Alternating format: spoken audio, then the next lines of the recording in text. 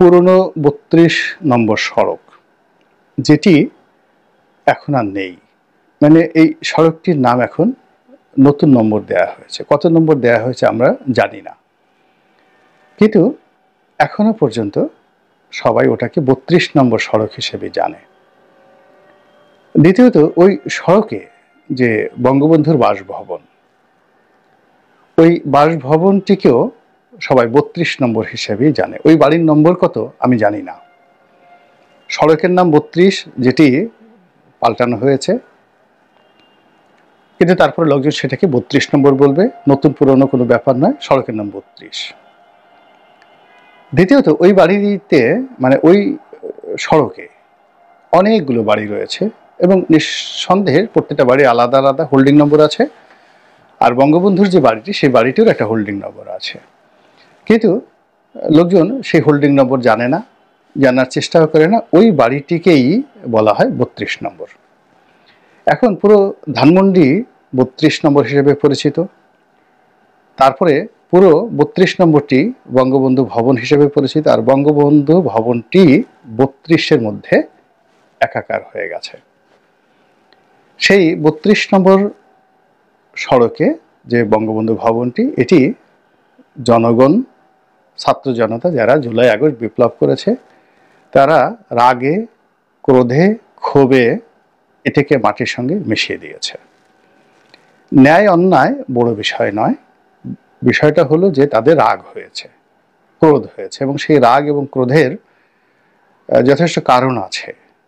এটি কতটা আইনগতভাবে বৈধ, কতটা অবৈধ, কতটা সঠিক বেঠিক সে প্রশ্ন নয়। তারা যে রাগ হয়েছে, সে রাগের কারণ আছে।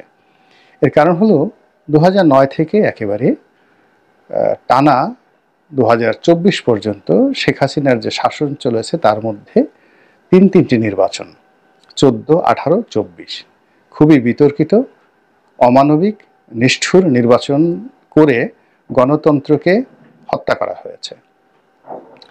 তিনি অনেক ভালো ভালো কাজ করেছেন, উন্নয়ন করেছেন, কিন্তু তার সঙ্গে সঙ্গে তার মন্দ কাজের যে পরিধি, এই পরিধির কোনো সীমা এবং পরিসীমা নেই।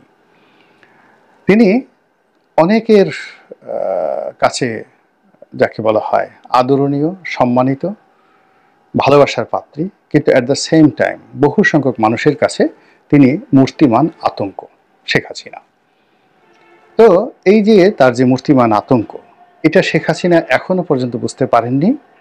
তার আপনজন তারাও বুঝতে পারছেন না, অনুধাবন করছেন না, তার আগের ভাষায় কথা বলছেন। ফলে শেখ হাসিনার পতনের পর তার একটি ভাষণ দেওয়াকে কেন্দ্র করে জনগণ বিক্ষুব্ধ হয়ে ওঠে এবং সেই বিক্ষুব্ধতার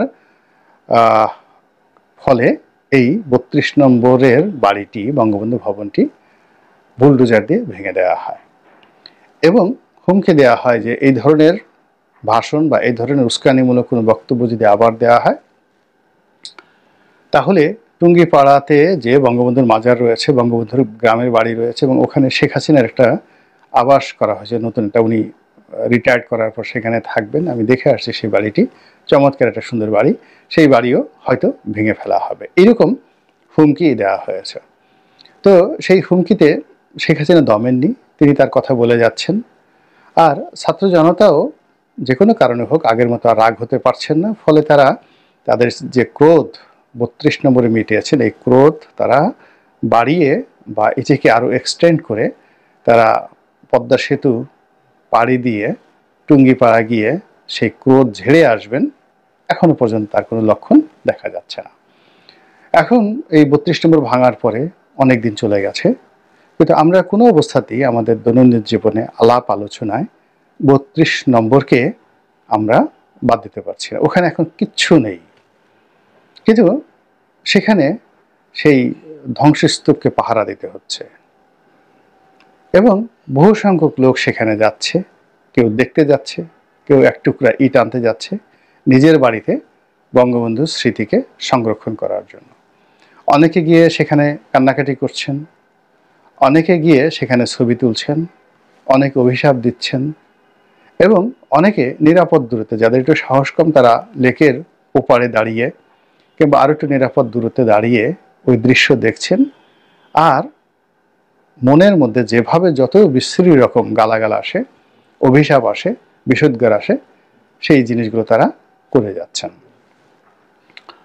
আর এই সকল ঘটনা যখন ঘটতে থাকে তখন কোনো অবস্থাতেই যাকে বলা হয় এই বিষয়গুলো জাতীয় রাজনীতি থেকে এগুলোকে বাদ দেওয়া যায় না। আমি ৩২ নম্বরের বাড়ির তুলনায় কোটি কোটি মানে আমার ব্যক্তিগত বঙ্গবন্ধুর তুলনায় আমি বঙ্গবন্ধু একটা পশমের উপযুক্ত নই, কিন্তু আওয়ামী লীগ আমার একটা বাড়ি ভেঙে দিয়েছে। তো এখন যেটা ভাবি সেটা হলো যে আমাদের গলাচিপাতে উলানিয়া বাজারে আমার যে বাড়িটি ছিল সেই বাড়িটিকে সবাই এমপির বাড়ি হিসেবে আখ্যায়িত করত। এখন ওখানে আরো অনেক এমপি আছেন, স্বাধীনতার পরে অনেক এমপি হয়েছেন, কিন্তু এমপির বাড়ি বলতে গোলাম মোল্লা রনির উলানিয়া বাড়িটাকেই মানুষ বুঝতো। যে কোনো জায়গায় বলতো কোথায় যাচ্ছ, এমপির বাড়িতে যাচ্ছি, কোথায় আছো, এমপির বাড়ির সামনে আছি। তো এটা বিনা ভোটের এমপি যে হয়েছিল তাদের জন্য এটা একটা খুব কষ্টের বিষয় ছিল।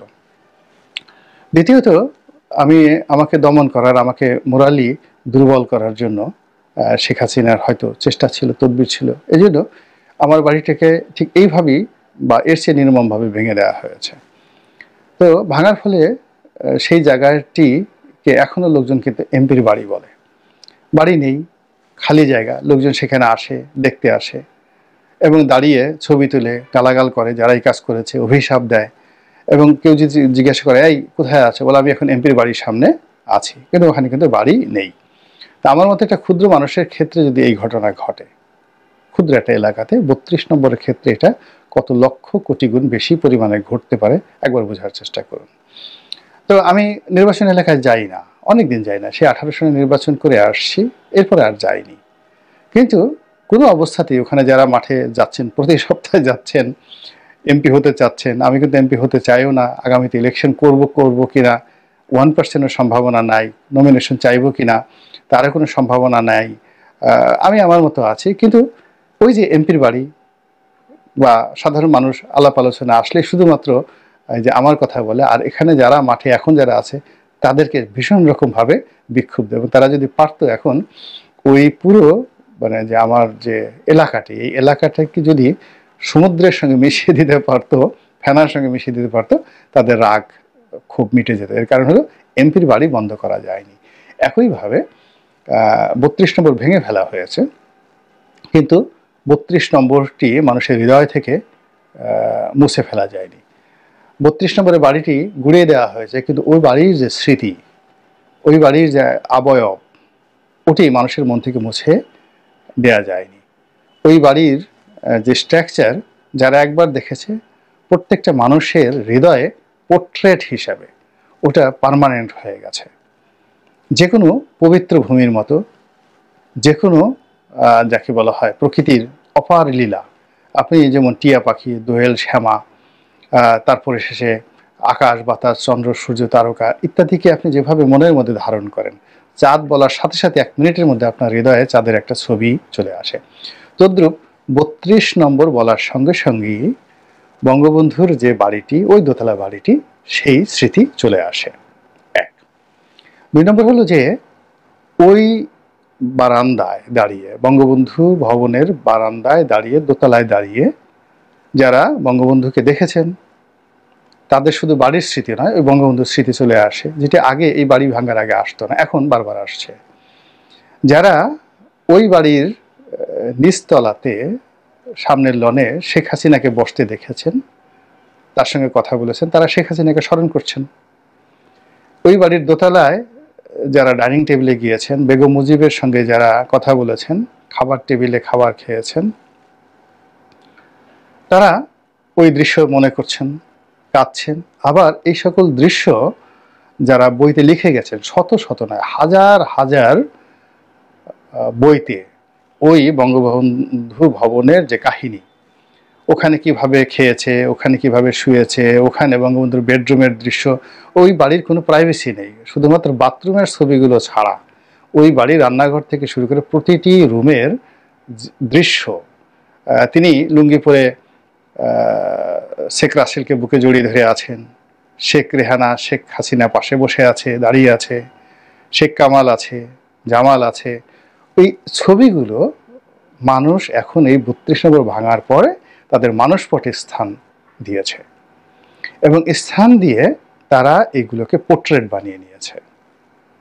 দ্বিতীয়ত, ওই বাড়িকে কেন্দ্র করে যে ইতিহাস রচিত হয়েছে, ওই বাড়ি যেদিন তৈরি হয়েছে সেদিন থেকে ওখানে 6 দফা হয়েছে, ওখানে গণ অভ্যুত্থানের 69 গণ অভ্যুত্থান হয়েছে, ওখানে মুক্তিযুদ্ধের পরিকল্পনা হয়েছে, ওখানে তাজউদ্দিন সাহেব গিয়েছেন, ওখানে জাতীয় 4 নেতা গিয়েছেন, মাওলানা ভাসানী গিয়েছেন, তারপরে ওখানে পুলিশ ডিউটি করেছে, মিলিটারি ডিউটি করেছে, ওখানে 75-এ 15ই আগস্ট হয়েছে, ওখানে বঙ্গবন্ধুর লাশ পড়েছিল।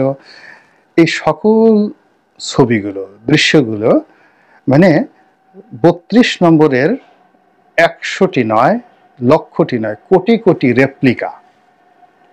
এটা ভবনের রেপ্লিকা, ওখানে যে সকল দৃশ্য ছবি আকারে বিভিন্ন জায়গায় প্রকাশিত হয়েছে সেগুলো রেপ্লিকা। কোনো রকম ইনভেস্টমেন্ট ছাড়া কোটি কোটি মানুষের হৃদয়ের মধ্যে এটি সিলসাপড় মারা হয়ে গেছে। এবং অবাক করার ব্যাপার হলো যে এরকম ঘটনা যখন ঘটে, এগুলো আবার করে কি পরবর্তী জেনারেশনে এটা ভাইরাসের মতো ছড়িয়ে যায়।